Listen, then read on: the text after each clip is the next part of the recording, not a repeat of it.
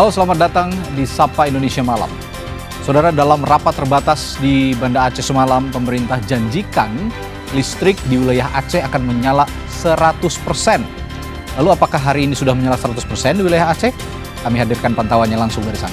Sorotan lainnya, pasca bencana Sumatera, pemerintah tengah menyiapkan hunian bagi korban banjir dan longsor Sumatera. Bagaimana konsepnya dan juga anggarannya? Masalah ini juga akan jadi bahasan kami di Sapa Indonesia malam hari ini bersama saya, Audrey Chandra. Dan saya Radi Saputro. Kita mulai segera Sapa Indonesia Malam untuk Anda malam hari ini.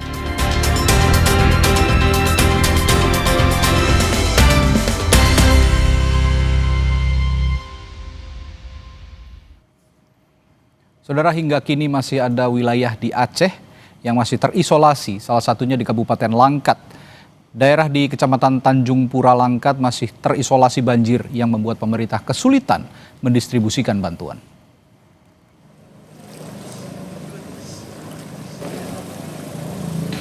Bupati Langkat, Syah Afandin mengakui banyak rumah warga di Tanjung Pura yang masih terendam banjir.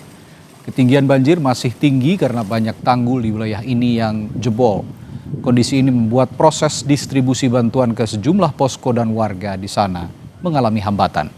Pemerintah kabupaten sudah meminta perangkat desa dan kelurahan untuk menjemput bantuan dan dibagikan kepada warga, baik dengan menggunakan kendaraan mobil maupun perahu.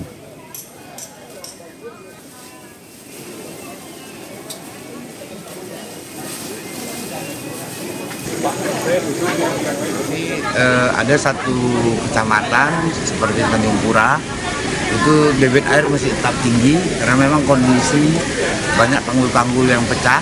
Jadi daerah-daerah yang dilalui aliran sungai itu sampai sekarang airnya masih tinggi. Beberapa tempat yang memang kita agak kesulitan untuk mencapai di sana.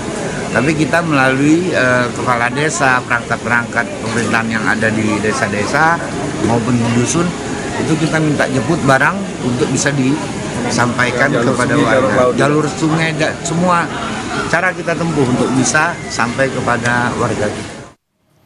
Selanjutnya ke Biren, jembatan Pantelong Kecamatan Pesangan putus diterjang banjir bandang.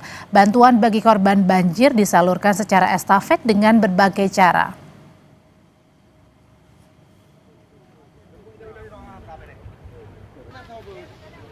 Kali ini warga dibantu tim relawan saling bergotong royong mengangkut bantuan logistik untuk dimuat di perahu karet.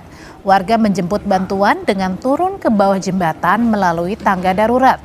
Mereka kemudian menyeberangi jembatan kayu, membawa bantuan untuk disalurkan ke para pengungsi korban banjir. Di Kabupaten Biren, saudara, ada sejumlah titik jembatan penghubung yang terputus.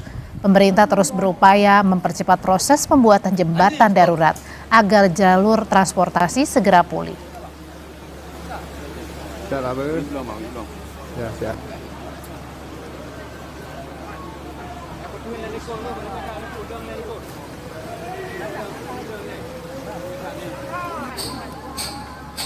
Sekarang dilakukan oleh tim Airut itu yang membantu yang lagi untuk tim dari Alaska Mapala Al Muslim yang membantu untuk pengantaran logistik untuk penyeberangan pesangan sebelah kru. Sejauh ini bagaimana untuk keperluan logistik di pesangan sebelah kru ini, apakah sudah merata atau seperti apa? Untuk sementara memang belum cukup karena terhambat dengan proses pengantaran logistik. Rencana itu lagi dipasang seling karena logistik masih di sebelah sebelah seberang yang belum bisa untuk disalurkan secara maksimal ke Kecamatan sebelah kru.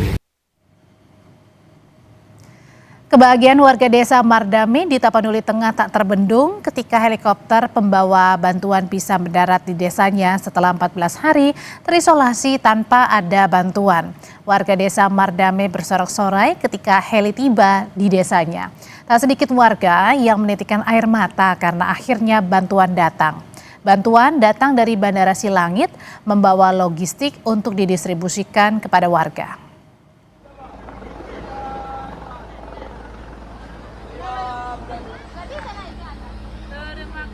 Gimana Pak? 14 hari baru mendarat dari Setelah 14 hari. iya dari terima kasih kepada TNI 122 dan Kompas TV. Kami dari Kepala Desa Mardame mengucapkan terima kasih banyak. Baru 14 hari baru mendarat bantuan sama kami. Makasih Tuhan. Terima kasih ya Pak. Ya. Senang ya Pak? Senang kami masyarakat. Ya. Iya. 14 hari. Terima kasih. Semoga terbantu ya. Terbantu ya. Semoga ini jalur udara, semoga jalur daratnya bisa cepat diakses. Saudara, kemarin pemerintah janjikan 100% listrik di wilayah Aceh akan menyala hari ini. Namun hingga Senin siang, di sebagian besar wilayah Aceh, Tamiang, listrik masih padam. Di wilayah Kecamatan Kuala Simpang, rumah warga belum mendapat pasokan listrik. Setiap malam mereka mengandalkan lilin dan lampu petromak sebagai penerangan. Seorang warga lainnya mengatakan listrik belum masuk dan meminta percepatan perbaikan listrik, begitu juga dengan akses air bersih.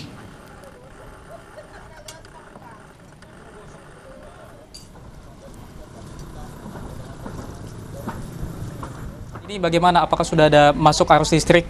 Belum ada bang, jangankan listrik, untuk air aja pun payah bang. Kadang kami untuk di belakang tuh untuk nyuci piring, untuk minum semuanya. Tapi untunglah ada Bapak Brimob di situ kan, adalah untuk air minum, untuk masak semua segala macamnya.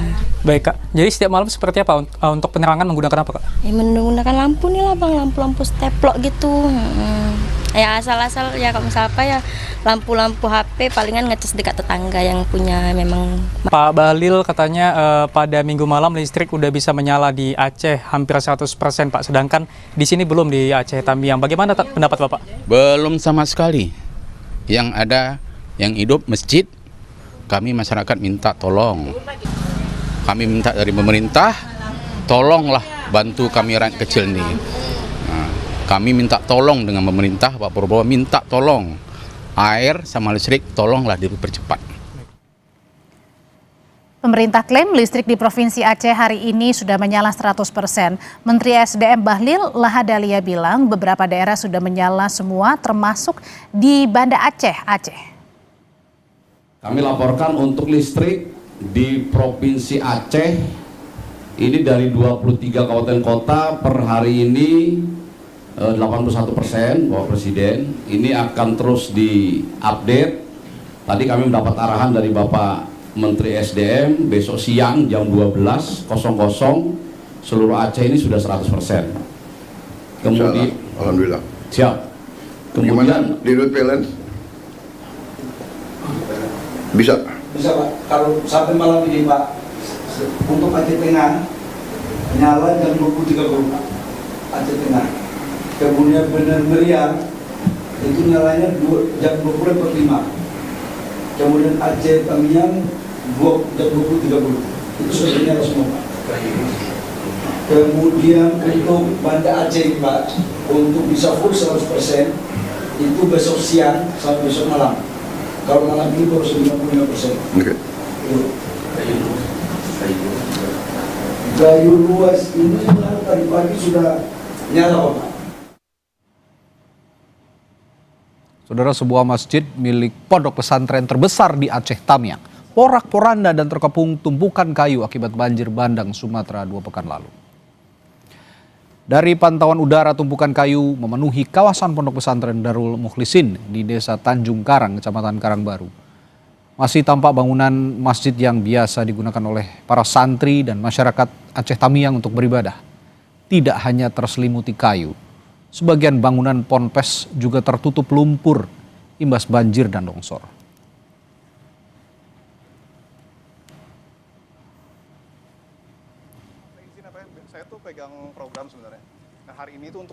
Kepala Sekolah Pondok Pesantren Darul Mukhlisin Mahmuri menyampaikan saat kejadian santri langsung dievakuasi ke lokasi yang aman.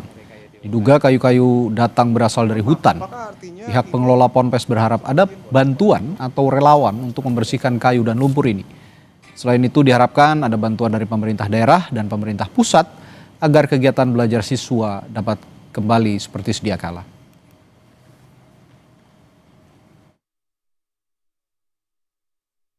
Untuk pemerintah daerah ada bantuan buat sekolah kami biar KBM belajar mengajar bisa berjalan seperti semula. Ya harapannya setelah Lebaran KBM sudah bisa berjalan. Untuk pemerintah pusat mungkin ada yang ingin disampaikan?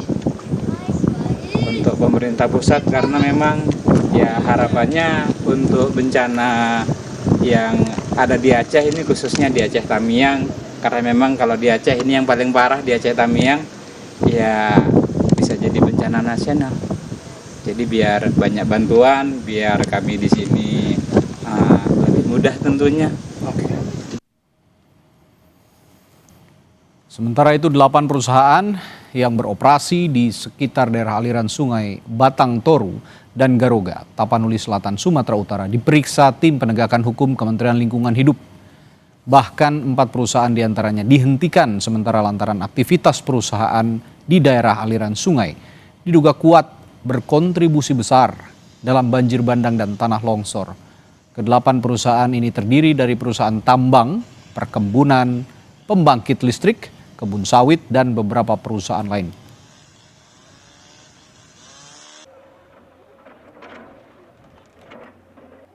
Dan kita juga sudah menutup kegiatan ya, seperti PLTA sudah kita segel di pintu masuknya, kemudian ada suatu tambang emas, saya nggak sebut namanya, juga sudah segel, kemudian perkebunan sawit, kebetulan salah satu BUMN juga kita segel, kemudian hari ini tim sedang menyentuh kegiatan HTI, kemudian tempat lainnya sedang diverifikasi tim lapangan, tim masih di lapangan.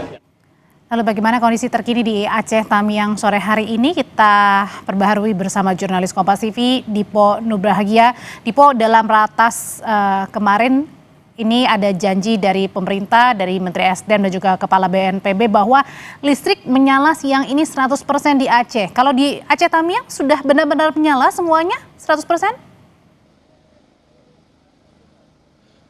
Ya, pernyataan pemerintah ini akan kita uji malam hari ini, Audrey. Karena tentu kalau kita berbicara terkait dengan listrik, yang paling mudah dibuktikan adalah pada malam hari. Karena berdasarkan keterangan dari sejumlah warga yang juga sudah tim Kompas TV di Aceh Tamiang wawancarai, mereka mengaku belum rumahnya teraliri oleh listrik. Itu yang pertama. Kemudian yang kedua adalah kami juga coba untuk mengkonfirmasi secara langsung kepada Bupati Aceh Tamiang, Armia Fahmi, bahwa dirinya menyebutkan untuk di Aceh Tamiang sendiri baru 90% dari 12 kecamatan wilayah yang kemudian teraliri listrik.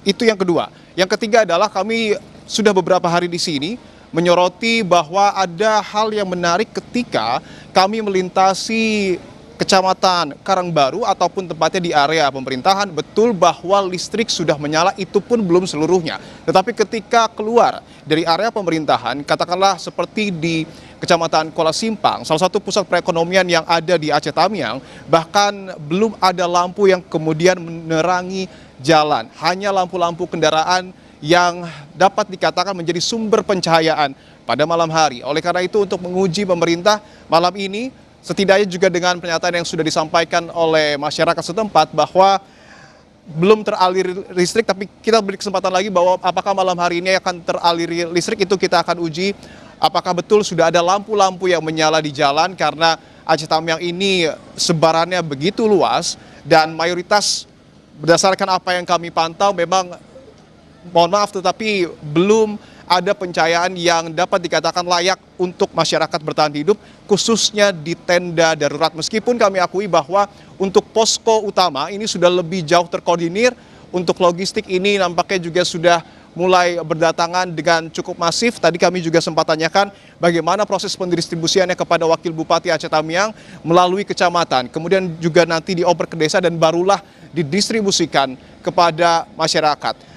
Dan berbicara soal yang menarik juga, ada satu hal yang memilukan, Audrey, bahwa di Kecamatan Karangbaru, tepatnya di Desa Tanjung Karang, ada satu nampaknya pekerjaan rumah yang juga harus diselesaikan, entah itu oleh Pemda ataupun pemerintah pusat. Karena ada satu pondok pesantren yang cukup besar ataupun bahkan terbesar di Aceh Tamiang, ini dikepung ataupun diselimuti oleh gelondongan kayu. Tadi kami sudah memantau secara langsung di sana, bahkan memang kondisinya ini kepala sekolah mengaku tidak mampu untuk mengerjakannya sendiri dan berharap bahwa akan ada alat berat yang kemudian nanti dibawa ke sana untuk kembali setidaknya membersihkan kayu-kayu yang kemudian berada di depan Masjid Al-Mukhlisin ataupun Darul Mukhlisin. Dan yang menjadi memilukan adalah bahwa meskipun area yang biasanya digunakan oleh masyarakat untuk beribadah sekarang terkepung kayu, mereka masih bisa bersyukur. Kenapa? Karena ternyata pesantren yang kemudian ada di sana ini menjadi benteng terakhir ketika banjir bandang datang untuk kemudian menghalau agar kayu-kayu tersebut tidak masuk ke perumahan warga. Artinya ini juga harus menjadi perhatian pemerintah untuk kemudian memberikan sedikit banyak bantuan dalam proses pembersihan dari pondok pesantren Darul Mukhlisin. Sekali lagi bahwa kami akui, kami juga sudah cukup banyak melihat ada petugas dari PLN yang kemudian mulai hari ini nampaknya cukup masif untuk memperbaiki aliran listrik, tetapi tentu fakta di lapangan akan kita uji pada malam hari nanti apakah lampu-lampu petenangan setidaknya sudah cukup mampu menerangi kembali Aceh Tamiang. Audrey. Ya, Dipo, ada yang menarik juga. Anda meliput di mana-mana Anda menemukan kayu gelondongan tadi di masjid dan pondok pesantren. Kemarin itu juga ada di daerah atau kawasan permukiman warga. Banyak juga kayu gelondongan di sana. Nah, apa penelusuran Anda, Dipo, terkait dengan temuan kayu-kayu gelondongan ini?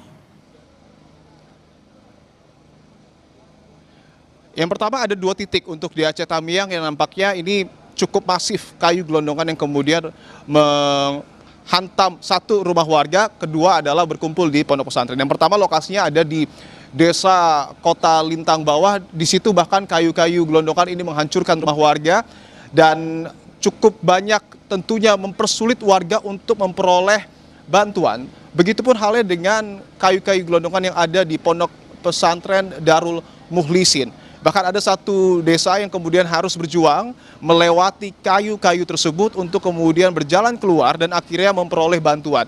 Tetapi kami mendapatkan informasi bahwa berdasarkan keterangan dari Wakil Bupati Aceh Tamiang sudah ada alat berat yang kemudian diberfungsikan di situ.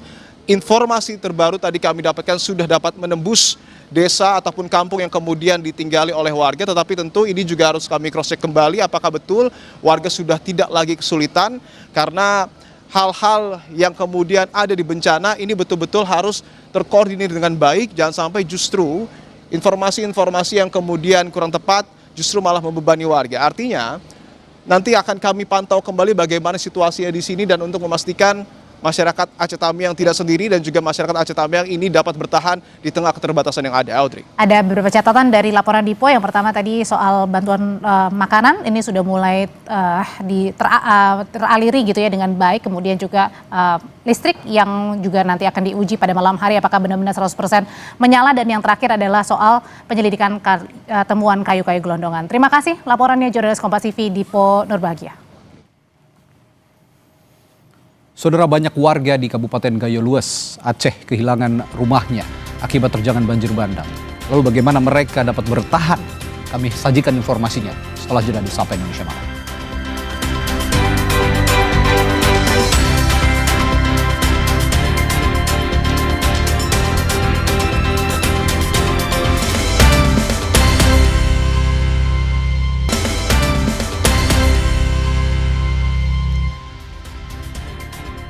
Saudara, akibat banjir bandang dan longsor, sebuah wilayah permukiman warga di Kecamatan Sawang, Aceh Utara berubah menjadi aliran sungai.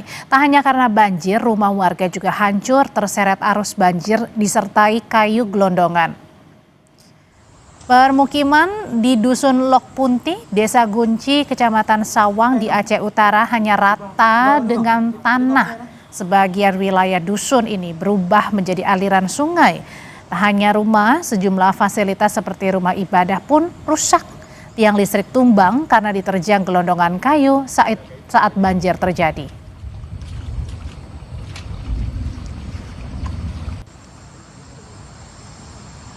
Jadi dusun ini terletak di penghujung Kampung Gunci. Jadi Kampung Gunci ada 7 dusun, salah satu dusun adalah Dusun Lok Punti. Tidak ada yang tersisa karena sungai yang pada dasarnya sungai bukan tempat ini adalah pemukiman warga. Jadi aliran sungai sudah masuk ke pemukiman warga. Seluruh rumah yang ada di sini semua dihantam. Lebih kurang sekitar 32 rumah sudah dibawa arus. Akses untuk lokasi ini sepanjang jalan sudah tidak bisa digunakan lagi. Saudara, satu keluarga di Kabupaten Gaya Luas, Aceh, terpaksa menempati bangunan tua tak layak huni karena rumahnya hanyut diterjang banjir bandang. Warga pun berharap pemerintah segera mengganti rumah mereka dan modal usaha untuk memulihkan ekonomi.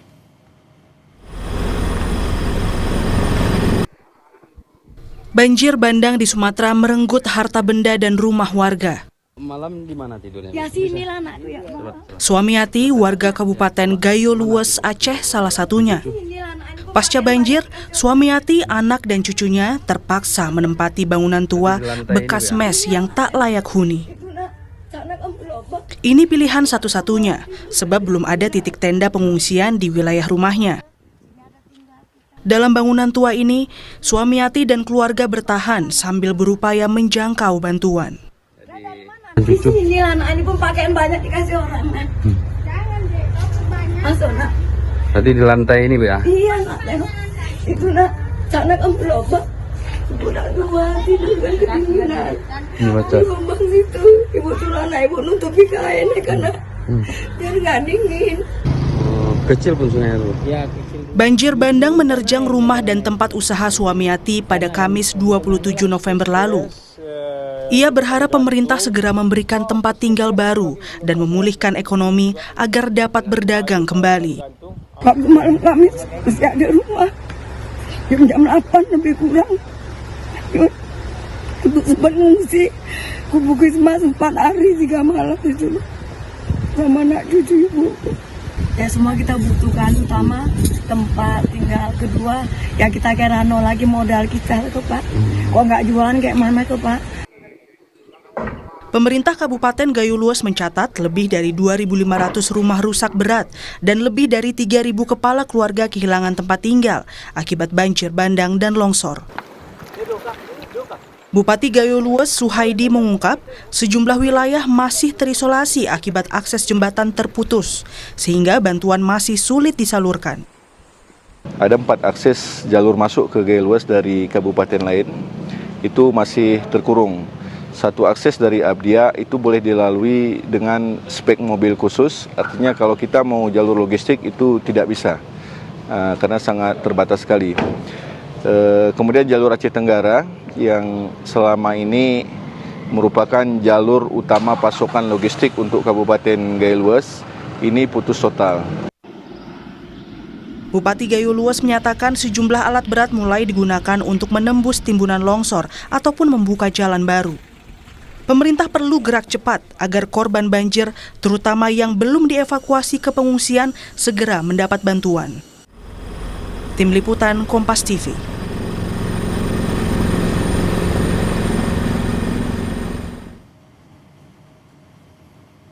Saudara, sementara itu dalam rapat terbatas yang dipimpin Presiden Prabowo Subianto kemarin malam, Menteri Dalam Negeri Tito Karnavian meminta bantuan 2 miliar rupiah untuk setiap kabupaten yang terdampak, kabupaten kota yang terdampak bencana di Aceh, Sumatera Utara, dan Sumatera Barat. Lantaran anggaran belanja tidak terduga, mereka telah habis. Atas usulan Mendagri, Presiden Prabowo Subianto menggandakan bantuan menjadi 4 miliar rupiah per daerah dan 20 miliar rupiah untuk setiap provinsi.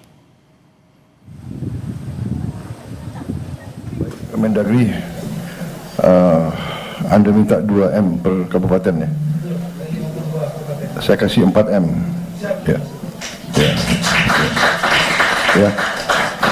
Kemudian untuk provinsi, nanti provinsi dihitung, ya. Provinsi yang paling besar mana? Yang paling berat ya. Kirim 20M. Nanti Sumatera Utara berapa nanti gubernurnya suruh ketemu saya. Ya. Sumut ada? Mana? Hadir semua ya? Wah, dengar ini ya. Waduh. Ya, oke. Pokoknya kita bantu ya. Kalian yang di depan, kalian panglima terdepan, kalian yang harus bekerja keras untuk rakyat ya. Jadi yang bisa saya kerahkan adalah dukungan untuk kalian supaya kalian tidak ragu-ragu.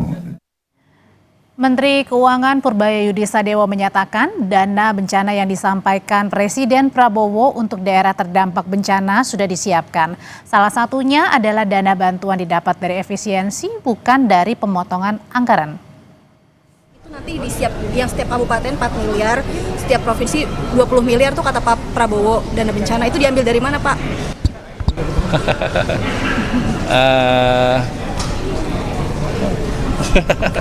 Ada jadi gini, ada masih anggaran untuk bencana kan ada setiap tahun tuh 5T, itu satu. Nanti kita sudah sisir anggaran 2026. Sebelum ini kejadian sudah kita sisir sebetulnya untuk kegiatan-kegiatan yang tidak terlalu berguna kayak rapat-rapat nggak jelas itu segala macam. Jadi kita bukan potong anggaran ya, efisiensi kan. Sudah kita lihat itu ada sekitar ada 60 triliun lah dapat. Jadi nggak usah terlalu khawatir, anggarannya ada. Bukan dari potong anggaran tapi dari mengurangi kegiatan-kegiatan yang nggak jelas, rapat nggak jelas. Ini yang jelas sih nggak apa-apa ya. Jadi kita disisir tuh. Begitu APBN-nya selesai kita sisir semuanya. Kita nggak mau ngulangi lagi seperti tahun lalu gimana kita potong aja asal potong gitu. Dari situ ya untung dari situ ya masih ada cadangan jadi nggak usah khawatir. Badan Nasional Penanggulangan Bencana BNPB mulai menyusun rencana pembangunan hunian sementara atau huntara korban banjir dan longsor di Sumatera. BNPB berencana membangun hunian sementara tipe 36 seluas 8x5 meter.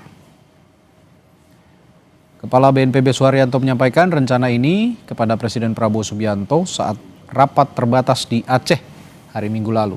Hunian sementara ini akan dibangun oleh Satgas TNI dan Polri. Sementara hunian tetap akan dibangun oleh Kementerian Perumahan dan Kawasan Permukiman. Per Senin 8 Desember, BNPB mencatat lebih dari 150 rumah rusak terdampak banjir dan longsor di Sumatera.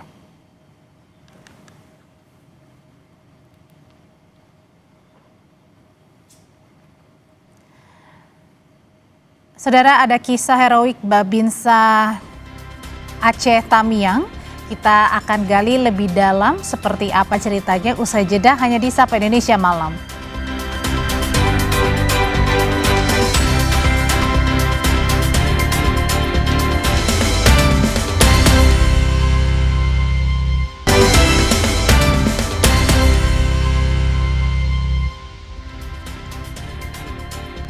Saudara, bencana banjir bandang di Aceh Tamiang menyisakan kisah heroik dari seorang babinsa yang menyelamatkan bayi dan warga. 25 jiwa diselamatkan dengan menggunakan alat seadanya.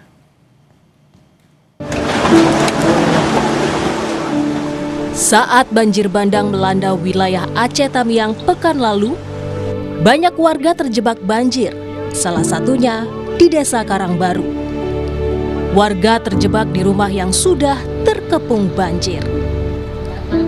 Saat tim SAR belum bisa mengevakuasi, Sersan 1 Giman Syah Putra bertaruh nyawa seorang diri menyelamatkan warga.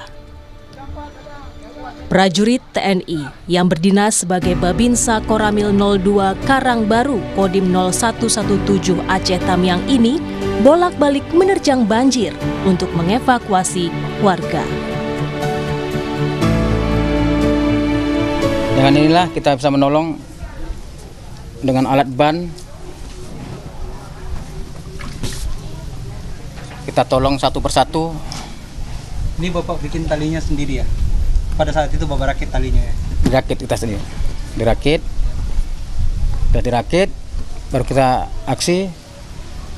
Dari depan melambung melalui tali-tali kabel listrik. Pinjaannya kabel Telkom sampai ke sasaran yang mau kita bantu. Dengan bantuan alat pelampung inilah. Dalam keadaan kosong, kalau kita ikat ke punggung, kita satu persatu, warga kita tolong, terutama ibu-ibu dulu. Bapak menolong ibu-ibu dulu ya? Iya, ibu-ibu dulu. Dia membawa anaknya juga? Anaknya. kita ibunya dulu Pak. Ibunya dulu, udah balik lagi kita baru ambil balitanya. Sedikitnya 25 warga termasuk bayi, balita, dan ibu-ibu berhasil dievakuasi Sertu Giman dengan peralatan seadanya. Tim Liputan Kompas TV.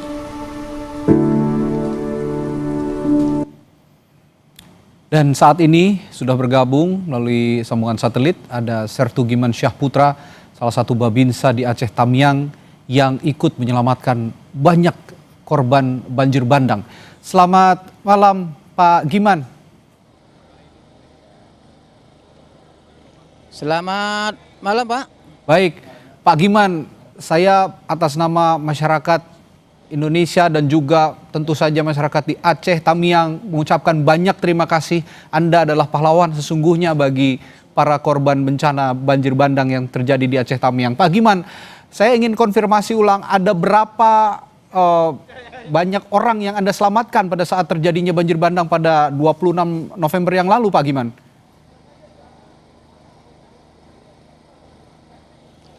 Yang sudah saya selamatkan, yang saya sudah hitung 25 orang.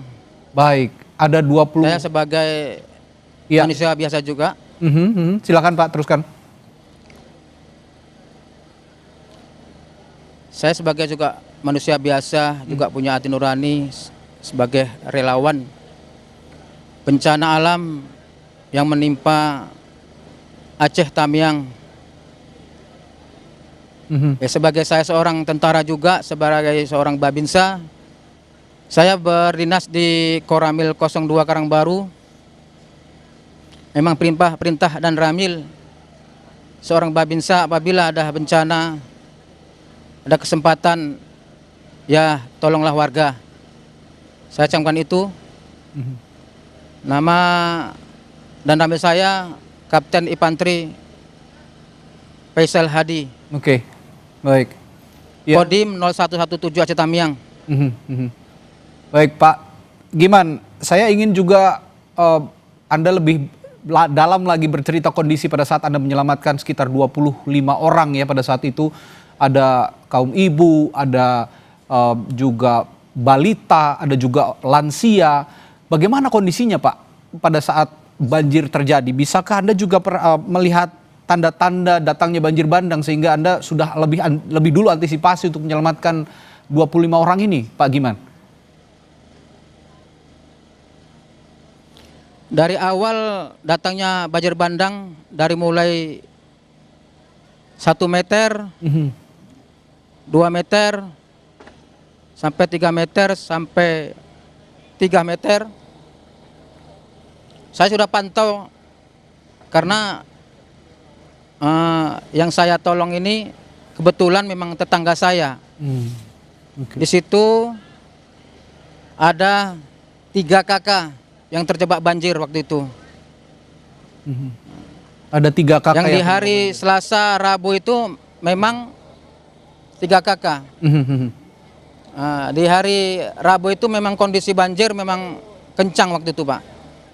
Saya memang melihat karena aku tengok ya belum para yang terjebak air ini masih santai-santai aja Pak, masih ya belum panik lah gitu Pak.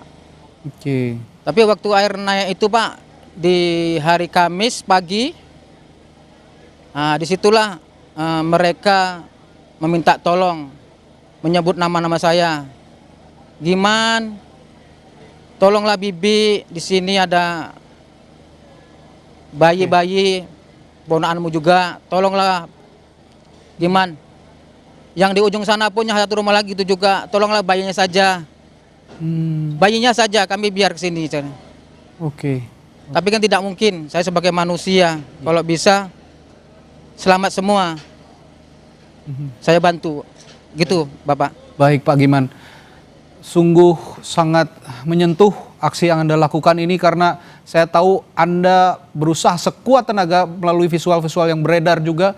Anda berusaha sekuat tenaga menyelamatkan semua nyawa yang ada pada saat itu yang terancam oleh bencana alam banjir bandang. Nah, Tapi pada saat itu Pak Giman, Anda kan memakai alat seadanya dengan jerrycan, dengan ban bekas begitu ya kalau saya lihat dari visual. Selain alat-alat itu, apalagi tantangan yang Anda hadapi pada saat menyelamatkan ke 25 orang ini pada saat banjir besar datang?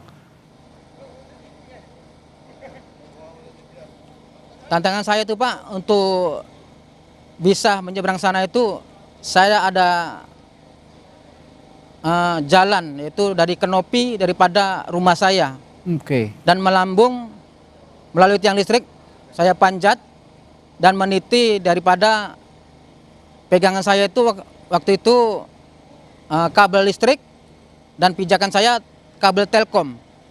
Kalau memang tidak terbiasa pasti jatuh waktu itu. Pada Memang saat, mohon maaf Pak Giman, juga saya potong, mohon maaf. seorang tentara, Pada saat itu Pak. ada kabel listrik juga ya Anda katakan ya. Itu Anda sudah mengetahui kabel listrik itu sudah tidak aktif lagi atau bagaimana? Kan jika memang kabel listrik itu masih aktif itu juga bisa membahayakan nyawa Anda Pak Giman. Memang saya Pak tidak terpikir ke situ Pak. Oke. Saya terpikir kayak mana caranya warga itu selamat gitu Pak. Luar biasa. Ya. Ya alhamdulillah kabel itu memang tidak berarus Pak. Saya paham tuh. Tapi saya tidak memikirkan apakah ada arusnya apa tidak. Saya tidak terpikir tuh Pak. Yang penting saya harus sampai ke sana gitu Pak. Jadi apa yang ada di benak Anda pokoknya selamatkan dulu semua nyawa. Satu nyawa sangat berharga untuk Anda, begitu ya Pak Giman ya? Iya Pak. Baik, Pak Giman. Karena mereka termasuk ya. Ya, oke. Pak Giman, Anda di Babinsa bertugas di sana. Artinya Anda juga memiliki pembekalan manajemen krisis. Karena kalau saya lihat korban-korban ini kan juga punya prioritas mana yang lebih dulu harus diselamatkan, mana yang dulu lebih belakang diselamatkan. Nah, Anda memilah-milah korban mana dulu yang harus diprioritaskan. Bagaimana Anda mempelajari manajemen krisis itu Pak Giman? Karena kan saya pelajari arus daripada derasnya air banjir bandang itu, memang penolong pertama itu memang kebetulan pas di sebelah rumah saya, jarak sekitar 4 meter. Waktu itu memang saya penolong pertama itu ada satu warga yang memang kebetulan memang udah terjebak juga, tiga rumah waktu itu. Oke. Memang udah jebol. Jadi saya udah feeling mendaratnya melalui yang saya jebol itu Pak. Oke. Ya. Satu persatu. Baik. Ya, baik, lalu balik lagi, Ya, ambil silakan. lagi, balik lagi, ambil lagi itu Pak. Oke, saya ingin juga tanyakan Pak Giman, dari ke-25 Selamatkan ya, dari ke-25 orang yang Anda selamatkan ini bagaimana kondisinya saat ini yang Anda ketahui, Pak?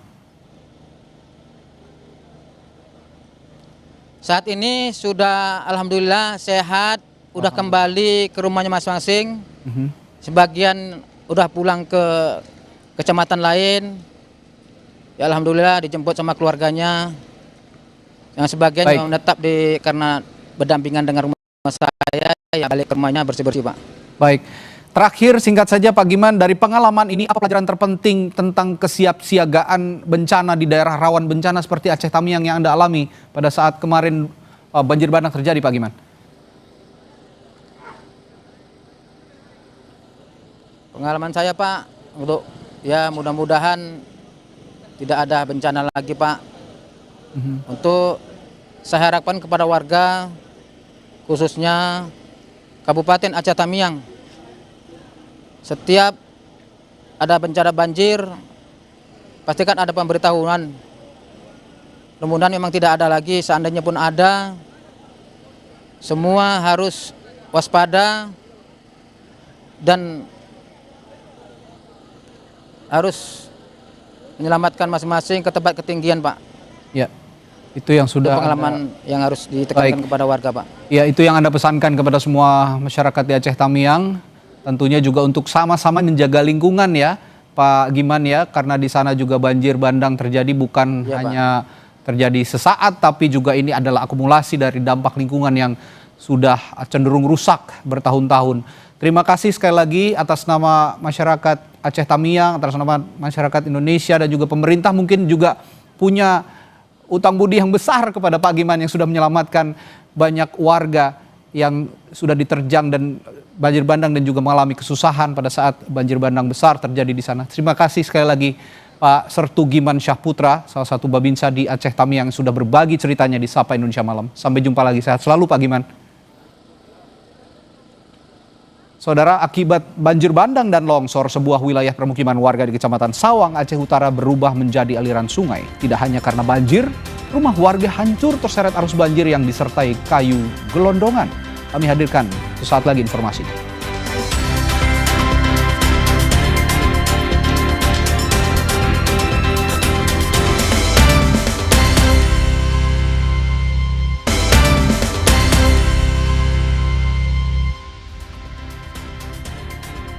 Saudara, akibat banjir bandang dan longsor, sebuah wilayah permukiman warga di Kecamatan Sawang, Aceh Utara berubah menjadi aliran sungai.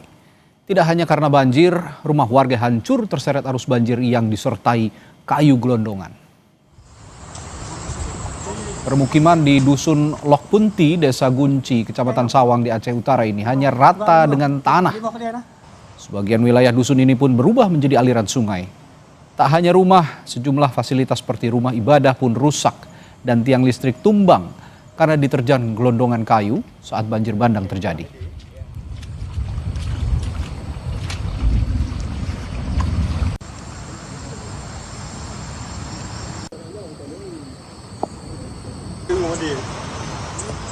Jadi dusun ini terletak di penghujung Kampung Gunci. Jadi Kampung Gunci ada 7 dusun, salah satu dusun adalah Dusun Lokpunti. Tidak ada yang tersisa karena sungai yang pada dasarnya sungai bukan tempat ini adalah pemukiman warga. Jadi aliran sungai sudah masuk ke pemukiman warga. Seluruh rumah yang ada di sini semua dihantam. Lebih kurang sekitar 32 rumah sudah dibawa arus. Akses untuk lokasi ini sepanjang jalan sudah tidak bisa digunakan lagi. Saudara, pemerintah Kabupaten Gayo Luas mencatat ribuan rumah warga rusak berat dan hilang akibat banjir bandang. Sejumlah desa dan kecamatan pun masih terisolasi akibat akses terputus. Bupati Gayo Luas mengungkap 88 jembatan rusak dan 24 ruas jalan putus total akibat banjir bandang. Kini lebih dari 14.000 warga mengungsi dan 2.500 rumah rusak berat. Dan lebih dari 3.000 kepala keluarga kehilangan tempat tinggal. Akibat akses terputus, sejumlah bantuan masih sulit disalurkan dan aliran listrik pun belum pulih.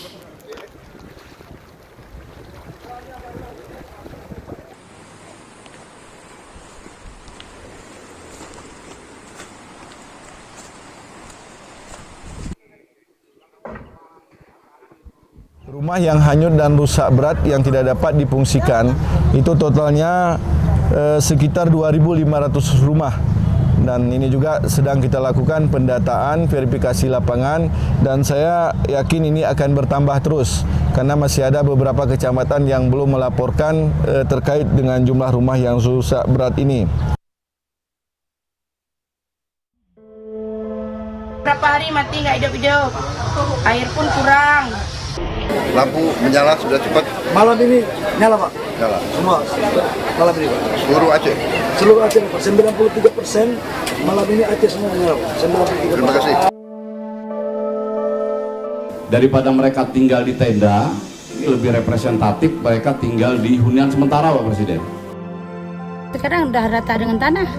Ini tinggal di mana nih Pak? Tinggal di tenda sementara.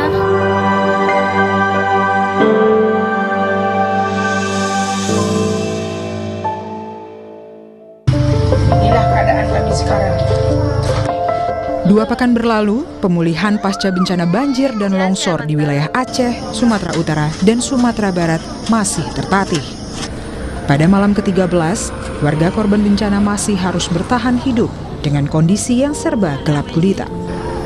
Mereka mengandalkan lampu minyak yang dibuat sendiri untuk menciptakan terang dalam pengungsian. Hal ini sangat bertolak belakang dengan janji target yang disampaikan Kepala BNPB dalam ratas yang dipimpin Presiden Prabowo di Banda Aceh Minggu malam. Dalam laporannya, Kepala BNPB Letjen Suharyanto menjanjikan listrik di seluruh wilayah Aceh akan menyala secara bertahap. Di Provinsi Aceh, ini dari 23 kabupaten kota per hari ini 81%, Bapak Presiden. Ini akan terus diupdate. Tadi kami mendapat arahan dari Bapak Menteri SDM, besok siang jam 12.00 seluruh Aceh ini sudah 100%. Pernyataan itu pun diperkuat dengan penjelasan dari Menteri ESDM Bahlil Lahadalia. Ia mengungkap pemulihan listrik di wilayah Aceh sudah mencapai 93%. Pemulihan ini ditargetkan rampung selama 24 jam. Ini 93% dari total elektrifikasi di Aceh udah bisa berjalan, tapi ini harus dilakukan secara bertahap. Jadi normalnya itu nanti 24 jam.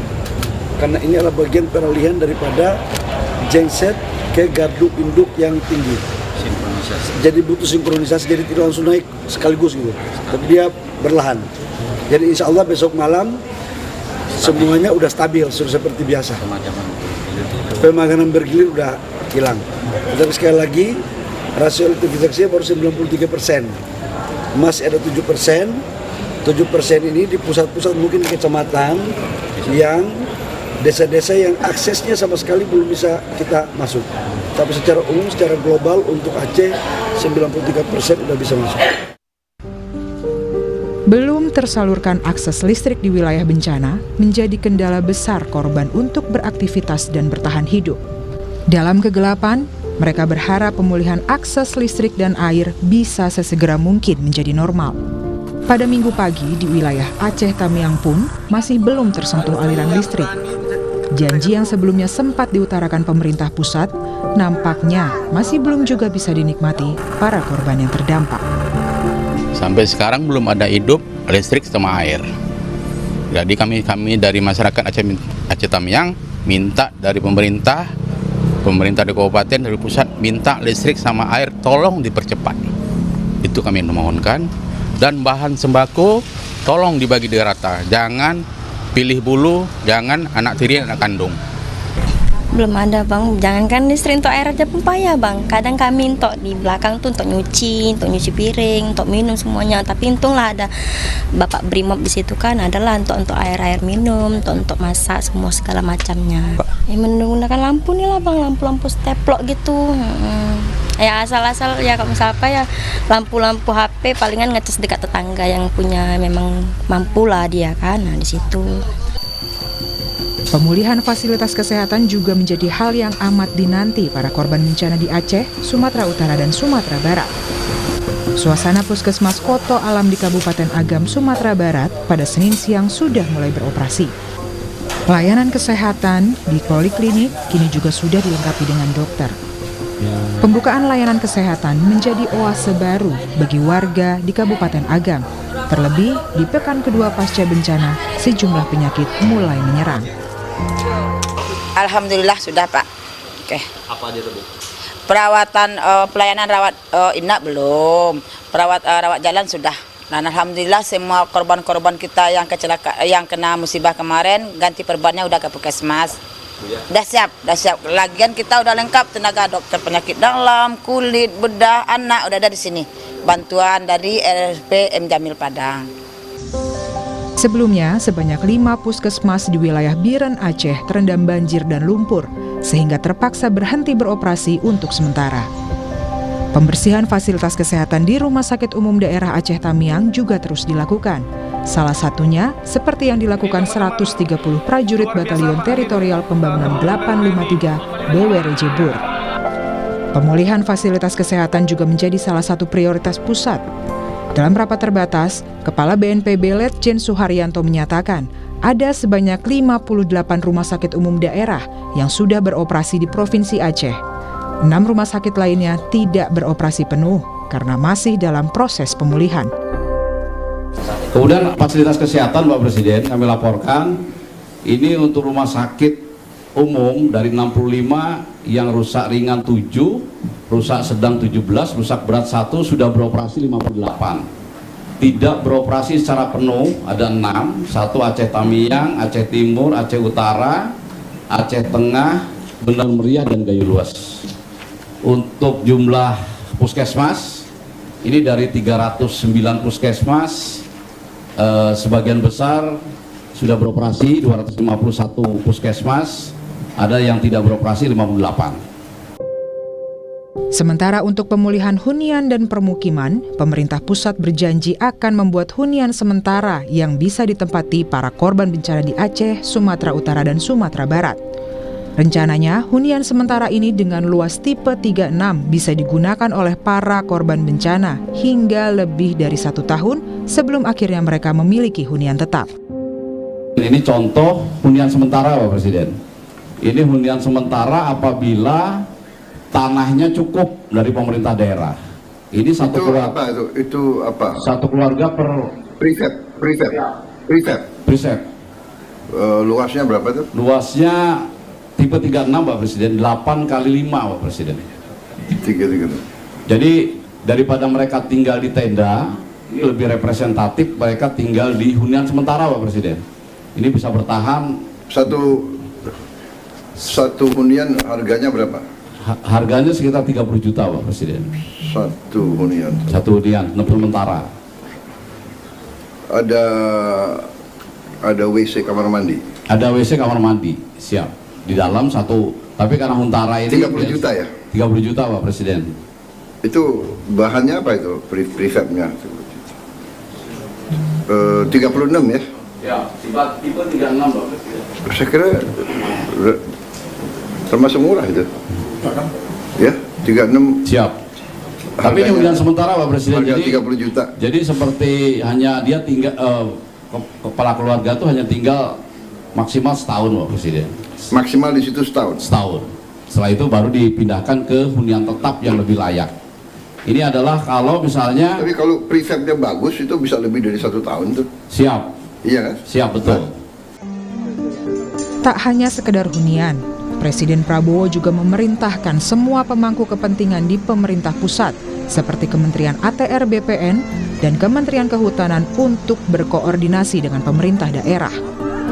Prabowo minta adanya kerjasama untuk penyediaan lahan di tiap daerah dan mencabut hak guna bangunan untuk lahan hunian bagi para korban. Saya kira lahannya harusnya ada lah. Siap. Ya. Siap. Nanti koordinasi pemerintah kabupaten, pemerintah provinsi, pemerintah pusat, semua KL dan terutama ATR ya, ATR Kehutanan, ATR BPN ya, dicek semua. Recording in progress. Kalau perlu HGU bisa dicabut sementara, dikurangi ya. Siap. Ini kepentingan rakyat yang lebih penting. Siap. Ya. Lahan harus ada. Siap. Oh, ya. Kemudian ini dan juga pikirkan kalau prefab mungkin kalau ada fabrikasi lebih murah, kita berpikir mungkin 2 tingkat. Kini para korban bencana masih harus menunggu seluruh realisasi janji pemulihan fasilitas hingga pemerataan bantuan logistik. Hingga Senin sore, data dari BNPB menunjukkan sebanyak 961 jiwa meninggal akibat banjir bandang dan longsor di Aceh, Sumatera Utara, dan Sumatera Barat. 291 jiwa masih dinyatakan hilang dan 5.000 jiwa terluka. Tim Liputan, Kompas TV.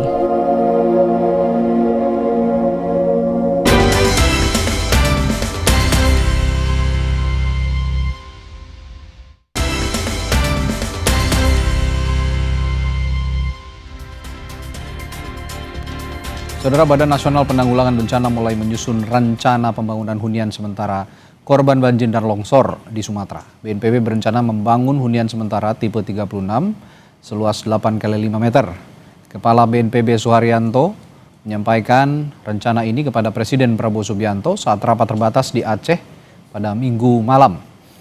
Hunian sementara ini akan dibangun oleh Satgas TNI dan Polri, sementara hunian tetap akan dibangun oleh Kementerian Perumahan dan Kawasan Permukiman. Per Senin 8 Desember, BNPB mencatat lebih dari 150.000 rumah rusak terdampak banjir dan longsor di Sumatera.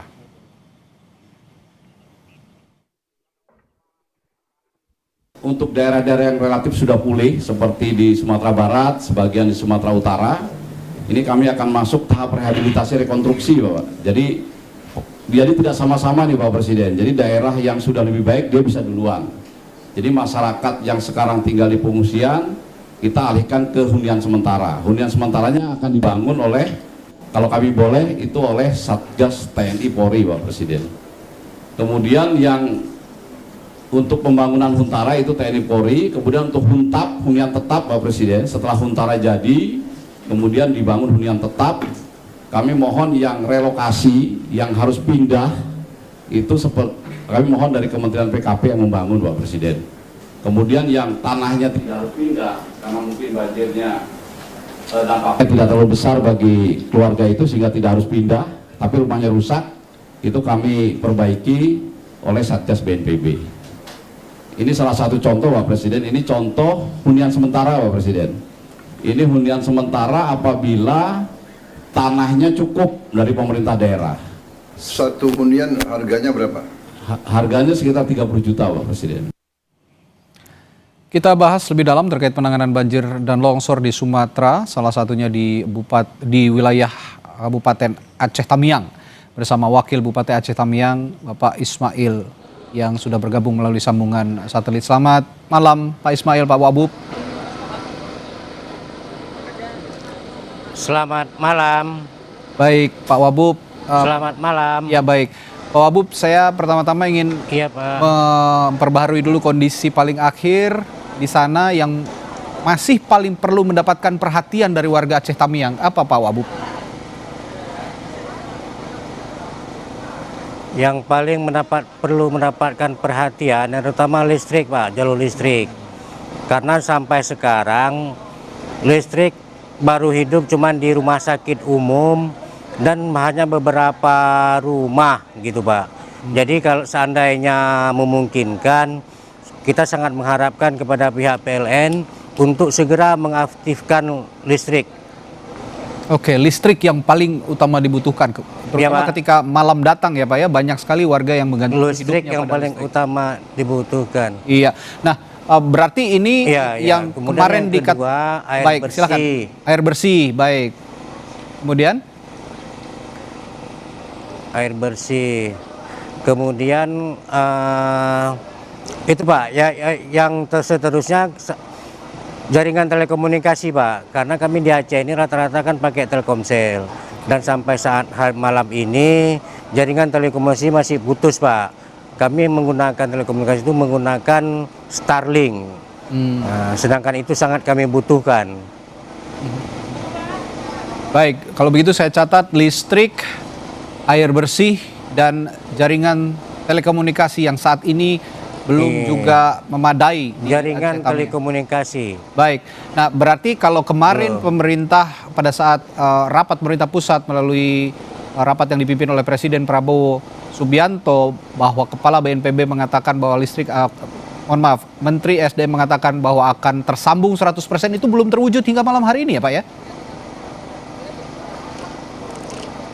Belum Pak, belum terwujud. Mungkin ada kendala karena banyak tiangnya yang tumbang waktu itu. Dan kabel-kabelnya juga terputus, Pak. Baik. Nah, ini kan Bapak sehari-hari di sana mengamati begitu keseharian kondisi terkini di Aceh Tamiang, terutama untuk sambungan listrik. Saya ingin bertanya juga Pak, bahwa sehari-hari atau setidaknya hari ini saja, adakah petugas PLN yang sudah mulai membenahi tiang-tiang listrik yang rusak ataupun sambungan listrik yang rusak, ataupun juga rumah-rumah yang belum teraliri listrik? Nggak ada suara, Mas. Ya, Pak Ismail, dengar suara saya, Pak? Maaf, Pak, ada suara. Oh, baik. Belum bisa mendengar suara saya, Pak Ismail? Bagaimana saat ini? Nggak ada suara. Oke, kami akan coba perbaiki komunikasi dulu dengan Wakil Bupati Aceh Tamiang Ismail, yang saat ini sedang berbincang dengan kami dan mengutarakan kondisi terkini warga Aceh Tamiang. Pak Wakil Bupati tadi mengatakan ada 3 yang paling harus mendapatkan perhatian dari pemerintah pusat terutama dan juga otoritas yang berwenang, yakni soal sambungan atau aliran listrik di sana yang belum sama sekali tersambung 100%. Tadi Pak Wakil Bupati hanya mengatakan hanya ada aliran listrik di rumah sakit, di puskesmas, lalu juga di beberapa rumah yang dijadikan posko posko pengungsian begitu, dan juga ada beberapa bangunan yang ada aliran listrik. Sepertinya kalau tadi saya menyimak sedikit soal aliran listrik ini dinyalakan di tempat-tempat tempat pemerintah daerah begitu, dan juga tadi ada diperlukan air bersih yang sampai saat ini juga pasokannya masih sangat terbatas. Kalau tadi saya menyimak informasi-informasi teman-teman jurnalis Kompas TV di lapangan yang menyampaikan laporannya bahwa air bersih ini sulit didapat sehingga masyarakat di sana masih mencari air bersih seadanya. Bahkan ada juga yang saya dengar dari sisa air banjir begitu yang diolah kembali oleh mereka, disaring lagi oleh mereka, lalu dimasak hingga air ini bisa dikonsumsi begitu oleh masyarakat di sana. Dan juga jaringan komunikasi yang masih terputus karena saat ini jaringan komunikasi hanya tersambung melalui sambungan internet yang disediakan melalui Starlink begitu ya, bahwa jaringan provider telekomunikasi di sana banyak juga saya dengar tower-tower komunikasi yang hancur, yang roboh diterjang banjir bandang, belum mendapatkan perhatian lebih lanjut ataupun ada tower darurat begitu yang dibangun oleh otoritas yang berwenang untuk memberikan jaringan komunikasi yang baik di Aceh Tamiang. Sambil menunggu sambungan komunikasi kembali tersambung dengan Wakil Bupati Aceh Tamiang Ismail, kami sampaikan dulu informasi dari sebuah masjid milik pondok pesantren terbesar di Aceh Tamiang, Porak-Poranda, dan terkepung tumpukan kayu akibat banjir bandang Sumatera 2 pekan lalu. Ya, ini yang Anda saksikan adalah juga visual tumpukan kayu yang mengelilingi pondok pesantren Darul Mukhlisin. Kami sudah tersambung kembali dengan Pak Wakil Bupati Aceh Tamiang, Pak Ismail. Pak Ismail sudah bisa mendengar suara saya, Pak? Sudah. Baik. Ya, Pak Ismail, tadi saya sempat bertanya, kalau memang begitu, Pak Ismail yang sehari-hari di sana, Pak Wabub, sudah juga melihatkah ada petugas PLN misalnya yang berwenang untuk memperbaiki jaringan listrik di sana, sudah bertugas, sudah mengupayakan tersambungnya kembali aliran listrik mulai hari ini, atau bagaimana? Atau belum ada sama sekali? Petugas PLN sudah beberapa hari bekerja, Pak, dan kita akui mereka juga sudah bekerja maksimal. Tetapi kondisi itu memang hancur, Pak, PLN-nya. Seperti saya katakan tadi, banyak tiang-tiang PLN itu tumbang, kemudian kabel-kabelnya itu porak-poranda, Pak. Memang kita akui mereka sudah bekerja maksimal, tetapi hasilnya sampai saat ini belum memuaskan, Pak. Walaupun mereka bekerja sudah cukup maksimal, Pak. Kembali saya katakan tadi, itu kondisi PLN, jaringan PLN itu memang rusak parah, Bapak. Oke, artinya dengan kondisi seperti itu, Pak Wabub sendiri dapat memaklumi ya kondisi sekarang yang hingga saat ini belum tersambung aliran listrik di Aceh Tamiang. Baik, Pak Wabub, saya juga ingin menanyakan kondisi terkini masyarakat Aceh Tamiang pasca banjir bandang dan longsor di sana. Apakah ada wilayah yang masih terisolasi atau mengalami kesulitan akses di sana, Pak? Alhamdulillah sudah terjangkau semua, Pak. Berkat bantuan seluruh pihak, semua sudah dapat kita hubungi, dan begitu juga sembako setiap desa sudah tersalurkan, Bapak. Alhamdulillah, baik. Kami juga mendengarnya ikut bergembira begitu ya ketika bantuan sudah mulai berangsur datang dan kondisinya juga bisa memenuhi kebutuhan sehari-hari masyarakat Aceh Tamiang. Tapi yang ingin saya tanyakan juga dampak utama bencana ini terhadap infrastruktur lokal. Tadi kalau Pak Wabub mengatakan jaringan listrik PLN-nya rusak parah, lalu juga tower telekomunikasi juga hancur begitu. Infrastruktur lokal lainnya seperti jalan, sekolah, fasilitas kesehatan dan lain-lain di Aceh Tamiang sudah berangsur juga dipulihkan atau bagaimana, Pak Wabub? Fasilitas kesehatan, rumah sakit sudah mulai dibersihkan, dan alhamdulillah ini hari dapat beroperasi walaupun tidak sesempurna mungkin, Bapak. Intinya untuk tanggap darurat pertama sudah bisa digunakan. Dan juga kita berterima kasih kepada semua pihak yang telah membantu untuk melayani kesehatan, Pak. Ada satu klinik yang sudah, Bang, yang kita gunakan. Halo? Ya, silakan lanjutkan, Pak Ismail. Halo? Iya. Iya. Masalah kesehatan sudah mulai teratasi dengan cara kita menggunakan posko-posko pengobatan, Pak. Kita ada beberapa titik posko pengobatan gratis yang kita buat. Walaupun rumah sakit belum bisa kita gunakan maksimal mungkin, tetapi alhamdulillah masyarakat yang berobat sudah mulai bisa kita tangani, Pak. Baik, Pak Wabub, dalam 2 hari terakhir ini tim liputan Kompas TV yang berada di Aceh Tamiang setidaknya ini juga menemui masyarakat yang berkeluh kesah begitu. Masyarakat Aceh Tamiang yang berkeluh kesah. Bagaimana nasib mereka setelah bencana ini selesai dampak pasca bencana ini selesai ditanggulangi begitu. Bagaimana juga memastikan mereka bisa mendapatkan penghidupan kembali yang layak. Banyak mereka yang kehilangan pekerjaan, mulai nelayan, lalu juga petani dan lain-lain. Saat ini rencana jangka pendek untuk pemulihan ekonomi masyarakat dari pemerintah Aceh Tamiang bagaimana, Pak Wabub?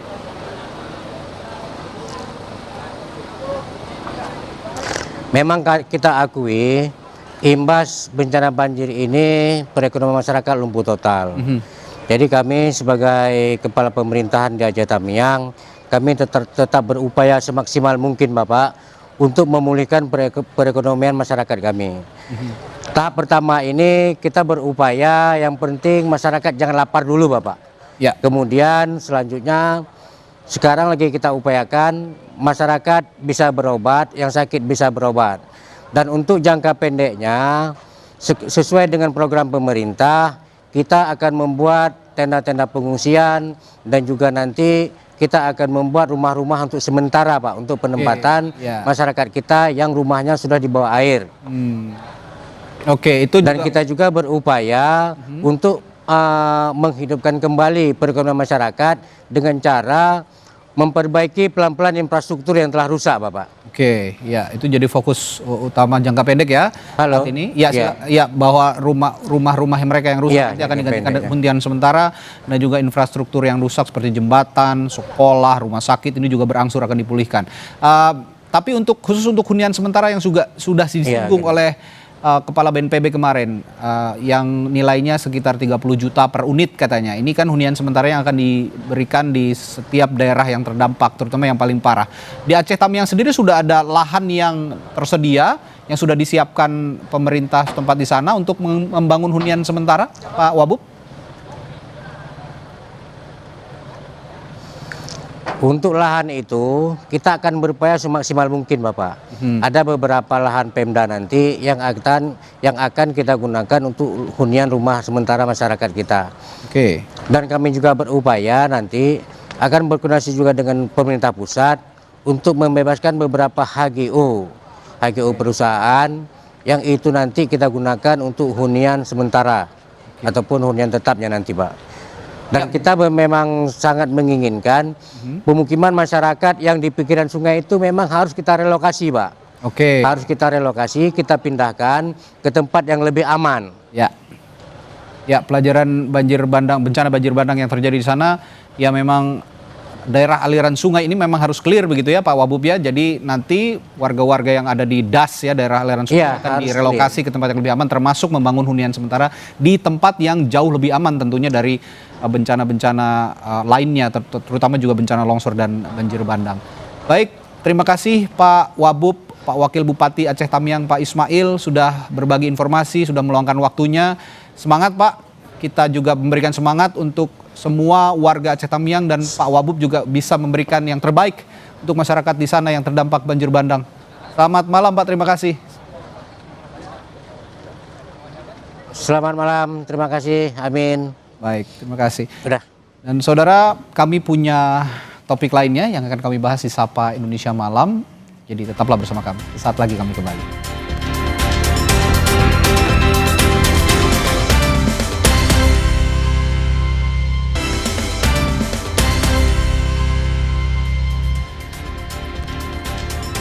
Saudara, Satuan Pelayanan Pemulihan Gizi atau SPPG di Kabupaten Gresik melayani 2.111 porsi penerima manfaat setiap harinya. Tak hanya menu terencana, pihak SPPG juga melayani permintaan siswa untuk memasak menu yang diinginkan. Jadi dimulai pada pukul 2 dini hari, puluhan relawan SPPG mulai melakukan kegiatan memasak untuk memenuhi 2.111 porsi MBG. Ada sebanyak 40 relawan dari warga sekitar yang membantu proses produksi MBG dengan tugasnya masing-masing, mulai dari mengupas sayur, memasak, hingga ke bagian pengemasan.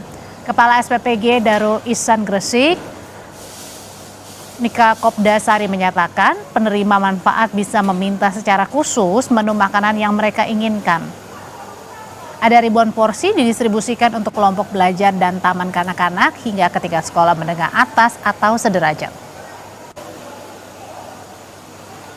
Untuk menunya itu berganti, kita tidak setiap hari harus masak nasi untuk sebagai karbohidrat.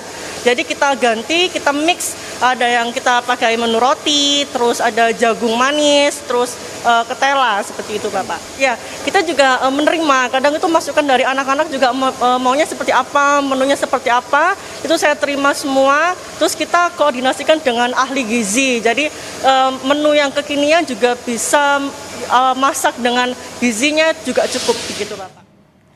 Saat ini kita sudah bergabung bersama dengan Profesor Dr. Ike Tanziha selaku tim pakar Badan Nasional Gizi atau Badan Gizi Nasional BGN. Kita akan membahas terkait dengan pemenuhan gizi anak Indonesia yang menjadi hak anak-anak kita. Prof, selamat malam. Selamat malam, Mbak. Prof, iya, ini kan sudah hampir setahun ya, Prof, program Makan Bergizi Gratis. Apa sih, Prof, catatan paling utama yang didapatkan selama praktek hampir 1 tahun ini MBG? Ya, alhamdulillah tentu saja kan tujuan daripada MBG itu adalah pemenuhan gizi dan hasil penelitian sementara ya dari mahasiswa saya juga dari beberapa penelitian lainnya menunjukkan adanya perbaikan dari status gizi anak-anak yang menerima MBG dan tingkat kehadiran juga meningkat. Artinya di sini bahwa MBG itu mendorong terhadap perbaikan kinerja anak itu sendiri. Oke, kalau biasanya yang paling kemudian menjadi catatan apa, Prof? Apakah misalnya dari menu-menunya kah? Atau keluh kesahnya dari anak-anak misalnya pengen menu A, menu B begitu? Ya, betul.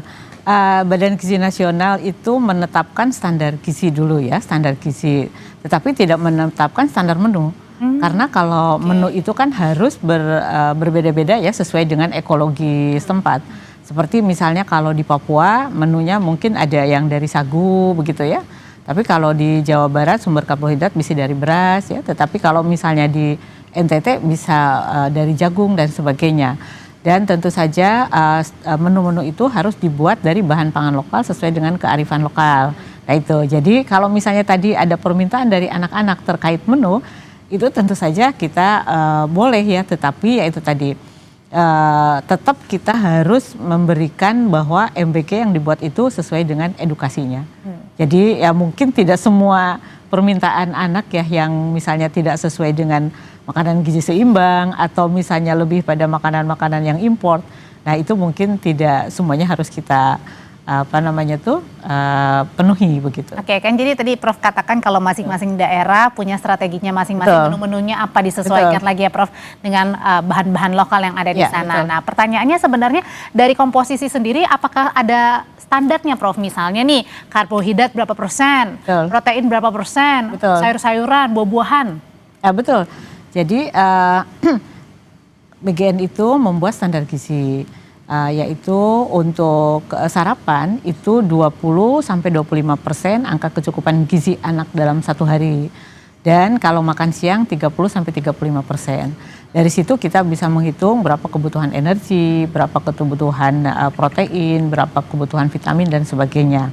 Nah kemudian dari situ diterjemahkan ke dalam bentuk menu ya, menu yang akan diberikan kepada anak begitu ya. Contohnya di Prof, misalnya kita ambil contoh, misalnya pada saat makan siang nasinya berapa banyak jadi, atau ayam untuk, misalnya. Ya betul, jadi untuk memenuhi misalnya seorang anak misalnya ya, anak SMA itu kan 2000 rata-rata ya, rata-rata misalnya 2250 kalori. Nah, kemudian proteinnya sekitar 60 gram per hari. Nah, kalau misalnya itu makan siang berarti kan protein itu 30-35%. Artinya antara 20-25 gram protein. Nah, kemudian 20-25 gram protein itu diterjemahkan ke dalam bentuk ayam dan juga ke dalam protein hewani dan protein nabati. Jadi misalnya ayamnya itu kurang lebih misalnya 100 gram ya. Kalau misalnya tanpa tulang kurang lebih 80 gram gitu ya. Nah, kemudian protein hewaninya misalnya tempe, protein nabatinya misalnya tempe itu misalnya 40 gram. Nah, itu sudah memenuhi kebutuhan protein untuk sekali makan tadi. Oke, berarti 30. Artinya ketika makan bergizi untuk satu siswa, itu yang paling banyak dari komponennya harusnya adalah protein yang paling banyak, Prof? Tidak, harus seimbang. Harus seimbang, betul. Jadi protein, kemudian kan nasinya, nasinya itu kurang lebih antara 100 dan sampai 150 gram tergantung tadi umur ya. Kalau misalnya anak TK itu nasinya itu 100 gram karena anak TK itu kan kebutuhan energinya juga relatif lebih rendah ya dibandingkan anak-anak SMA misalnya begitu. Nah, jadi kita tetap aja sesuai dengan kebutuhan. Jadi keseimbangan ini adalah penyediaan bahan makanan atau penyediaan makanan sesuai dengan kebutuhan anak itu sendiri. Nah, kan sesuai dengan kebutuhan ya Prof. Mungkin banyak juga para orang tua yang mungkin belum mengerti berapa sih kebutuhan anak pada saat makan siang atau makan pagi. Biasanya mungkin disediakan di rumah. Misalnya nih Prof,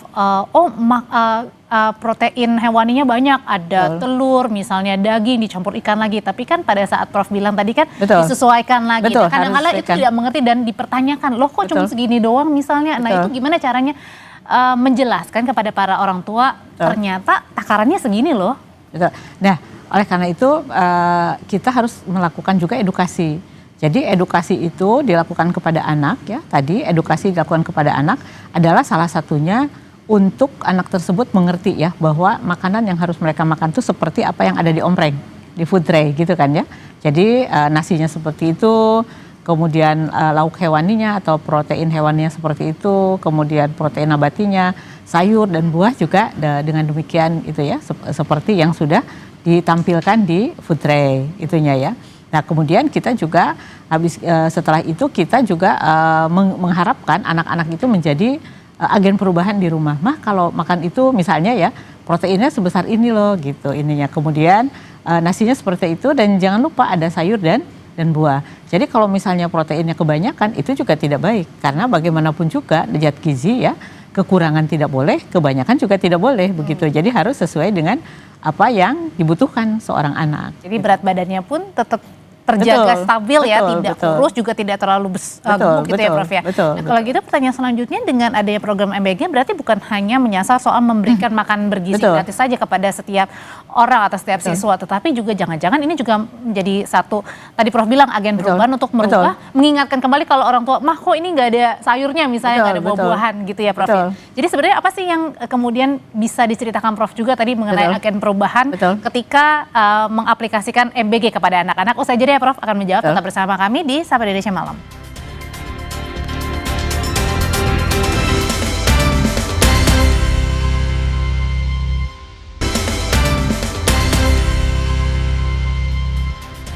Jadi Prof menyambung pertanyaan saya sebelumnya, biasanya kan anak-anak ini agak susah ya, ada yang gampang makan sayur buah tapi ada juga yang susah. Jadi dengan program MBG ini juga melatih anak-anak yang tadinya sulit untuk makan sayur buah, ini mau nggak mau jadi makan karena ngelihat teman-teman juga pada makan, itu juga melatih kebiasaan baru, habit baru buat mereka. Betul.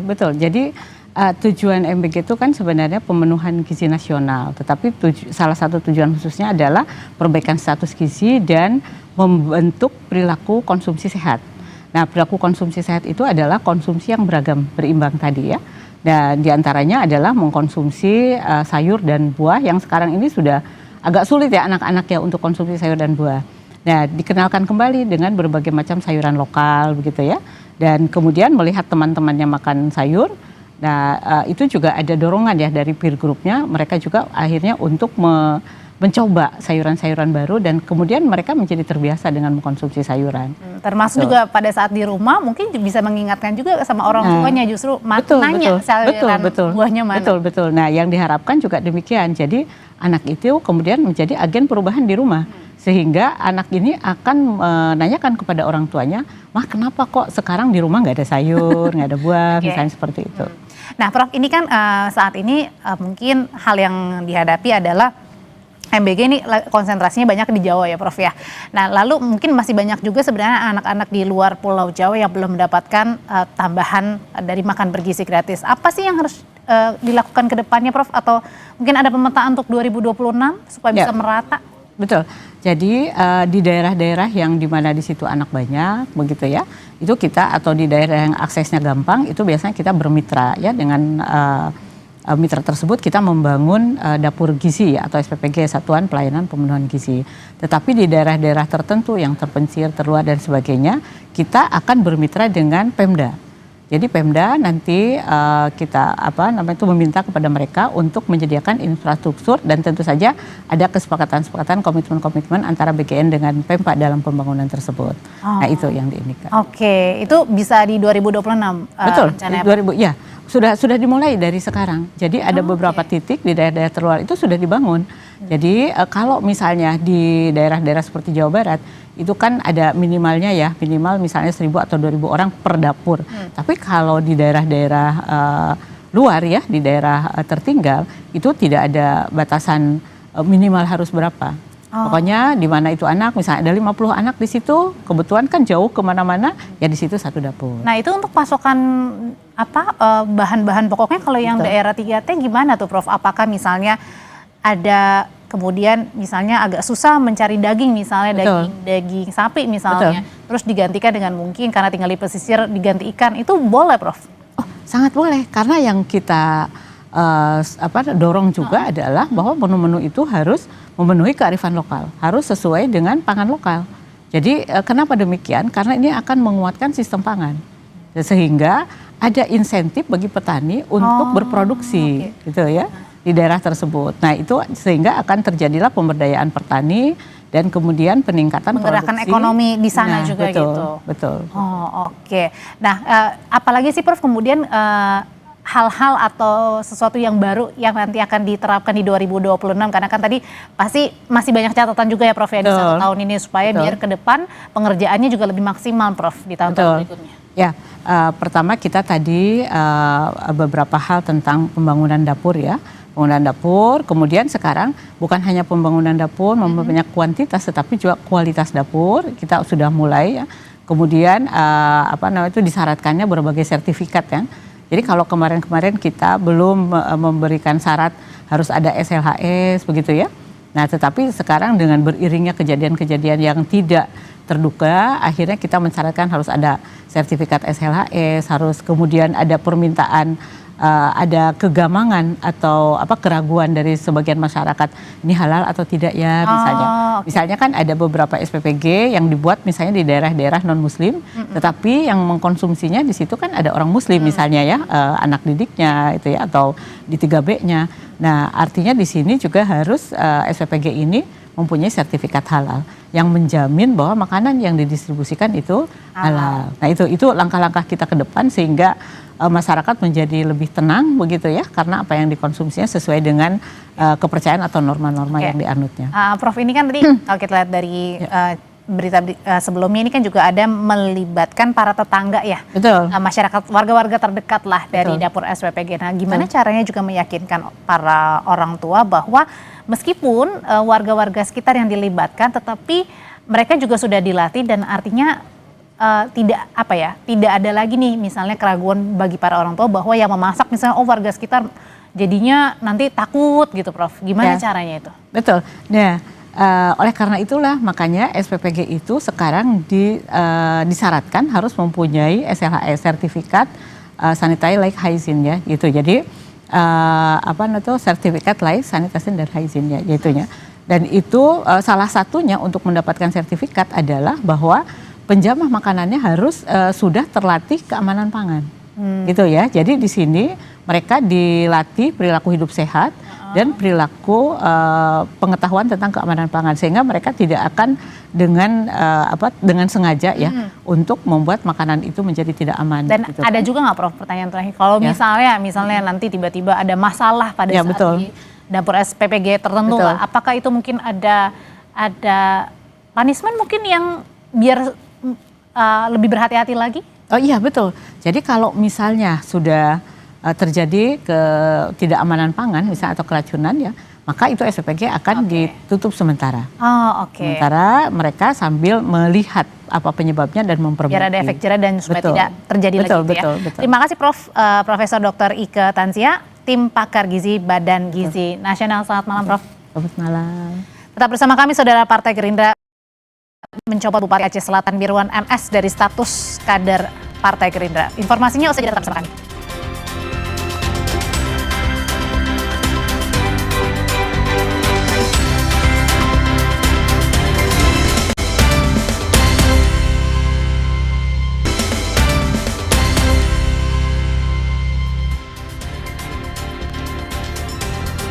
Saudara, pasca menggelar rapat terbatas membahas penanganan bencana banjir Sumatera, Presiden Prabowo Subianto berkunjung ke Pakistan. Kunjungan ini terungkap melalui pengumuman Kedutaan Besar Pakistan kemarin. Melalui Instagram, Kedutaan Besar Pakistan di Indonesia membagikan momentum Prabowo mendarat di Pakistan pada hari Senin. Perdana Menteri Asif Ali Zardari menyambut langsung di Nurkhan Airbase, Provinsi Punjab. Sehari sebelumnya, Kedubes Pakistan mengumumkan Prabowo akan mengunjungi Islamabad pada 8 hingga 9 Desember dalam rangka 75 tahun hubungan diplomatik Indonesia-Pakistan.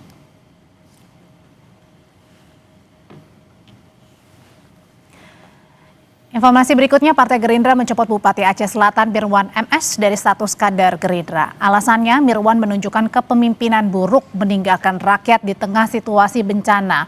Bupati Aceh Selatan Mirwan MS terbukti meninggalkan wilayahnya untuk menunaikan umroh sejak 3 Desember lalu.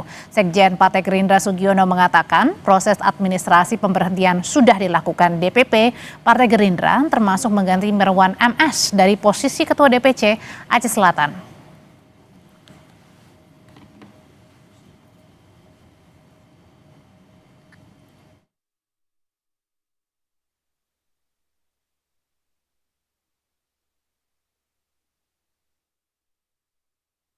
DPP Partai Gerindra mengambil keputusan untuk memberhentikan yang bersangkutan sebagai Ketua DPC Partai Gerindra Aceh Selatan karena hal ini terang-terangan bertentangan dengan apa yang menjadi ikrar dan sumpah dari kader Partai Gerindra, yaitu menempatkan kepentingan bangsa dan negara di atas kepentingan pribadi maupun golongan, dan saya kira ini merupakan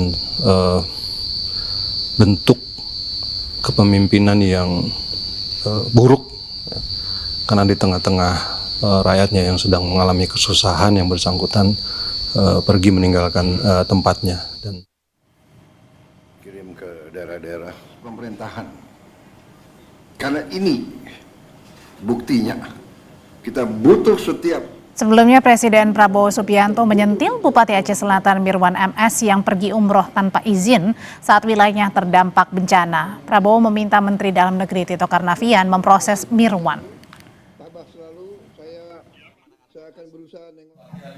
Hadir semua bupati. Terima kasih ya para bupati. Kalian yang terus berjuang untuk rakyat. Memang kalian dipilih untuk menghadapi kesulitan. Kalau yang mau lari, lari aja, nggak apa-apa ya. Copot langsung. Mendagri bisa ya di prosesnya di. Bisa ya. Itu kalau tentara itu namanya desersi itu. Ya. Dalam keadaan bahaya meninggalkan anak buah. Waduh, itu nggak bisa tuh. Sorry itu. Saya nggak mau tanya partai mana. Udah kepecat gitu. Saudara, kami sudahi kebersamaan kita selama 2 jam dan kami ingatkan Anda untuk selalu penuhi kebutuhan hidrasi Anda sepanjang hari dengan air mineral yang pasti sejuknya. Saya Radi Saputro. Saya Aude Chandra pamit, selamat malam, sampai jumpa lagi.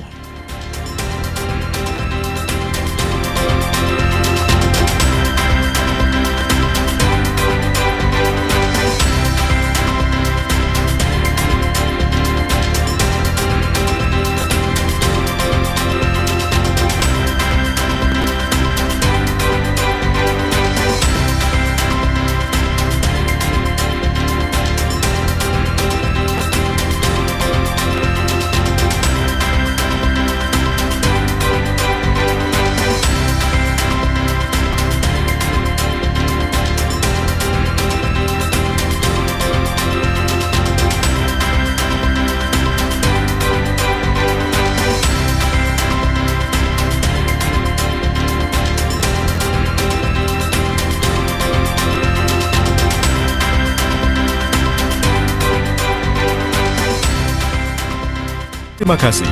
Anda telah menyaksikan Sapa Indonesia Malam.